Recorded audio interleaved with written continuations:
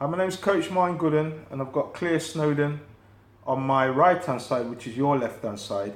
And she's recently had a big achievement, okay, which should be applauded. It's not applauded because it may be something what you can do.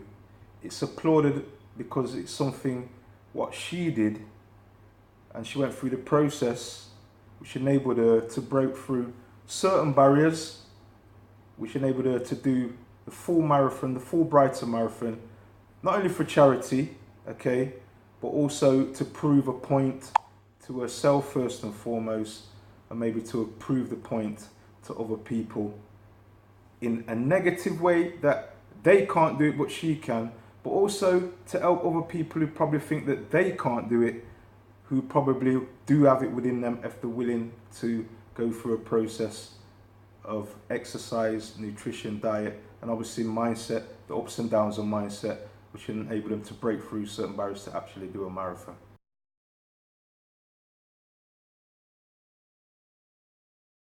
So what do you think was your biggest mental challenge while preparing for the full Brighton Marathon? I think my own head a lot of the time. Your own head? Yeah, you can't. What is wrong with your head? Not much, obviously, to look at, but no, it's keeping can't out of your vocabulary is really, really important. Because running a marathon it is about fitness, but it's a whole lot more about your mental outlook as well.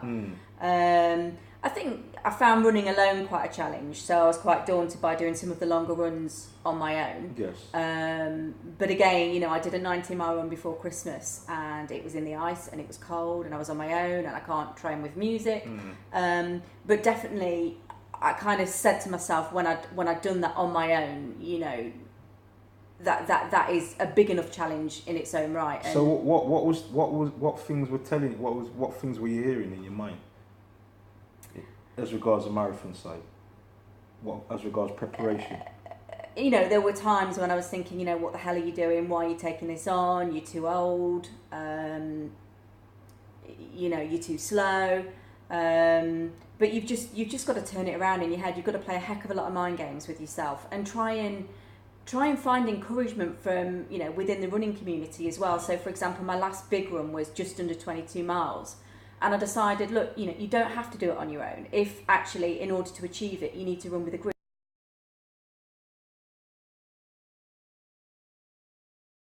So Claire, how did you find the training sessions, and what did you incorporate into your preparation from the training in the gym? I mean, the training was tough. The alarm goes off at 5 a.m. It's winter. It's dark. I'm taking on weights, which typical girl. I wasn't used to, and I found it really mentally challenging at first. What I've taken forward is the mental challenge of enduring, the weight regimes, which was really good for my running. How did you find that help you?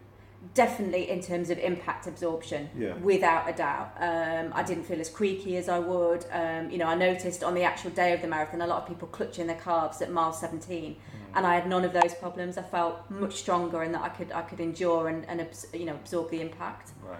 And obviously, you've given me nutritional advice, so really kind of packed in the omega-3s, which has helped with my joint health and everything. So I've actually managed to get through the whole process injury-free, which is brilliant.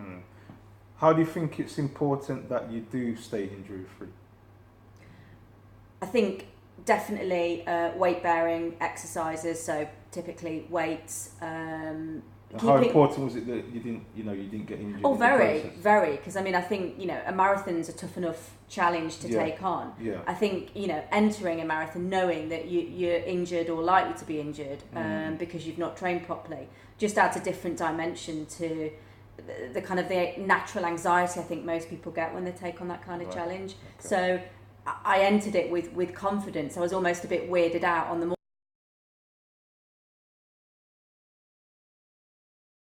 Tell me about the race itself. The race itself. Yeah, what actually happened? How did you feel on the morning you got up? Yeah, it was a bit of an out of body experience at first. I almost had to kind of remind myself that I was just about to run, not short of 30 miles on that day, which is, it's quite something.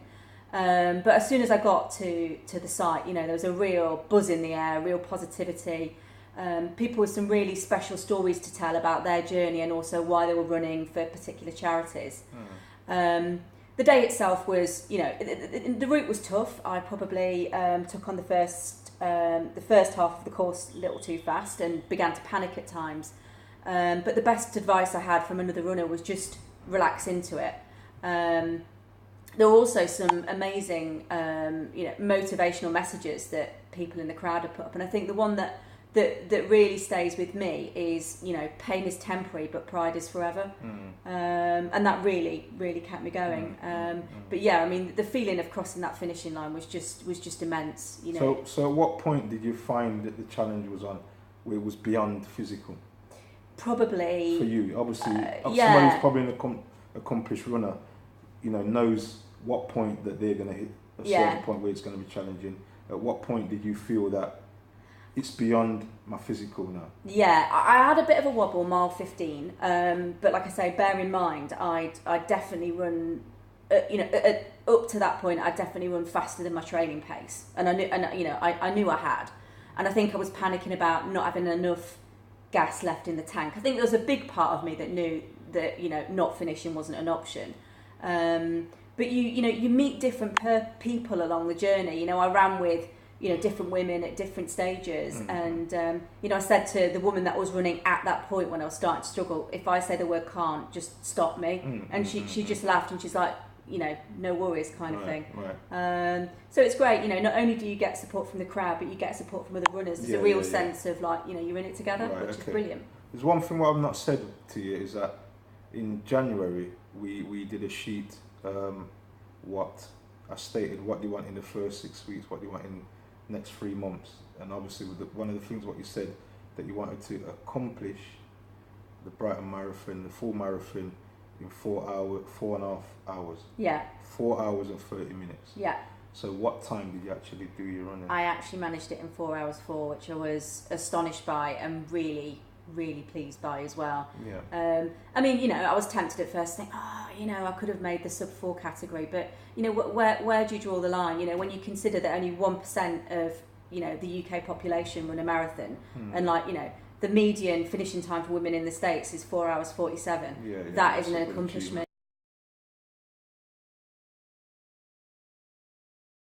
To ask you, how do you feel now that the buzz of the race is over, and what advice would you give to somebody who's probably considering that they would like to do a marathon, probably never done a marathon before, or probably have done a half marathon? You know, what advice would you actually give them from somebody what's actually done a full marathon? It's from somebody who's just like everybody else. You know what I mean? You're not paid by the, you know, British Olympic Association. You know what I mean? You're just a, you know, like me, average person. Works. Obviously, your job's different to mine, but you know, we're just average people. So what would I mean, starting with the first part of the question, I feel accomplished. I feel also a massive weight's been lifted, because it was an ambition that was, for me, was never going to go away. I had to do it.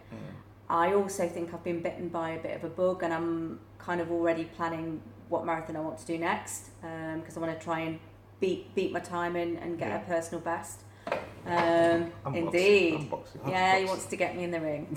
My advice to people who want to take a marathon is respect the distance. There are no you cannot cut corners for a marathon. You might be able to wing it in a half, but not a marathon. I like that. Respect the distance. Respect the distance. Respect your body.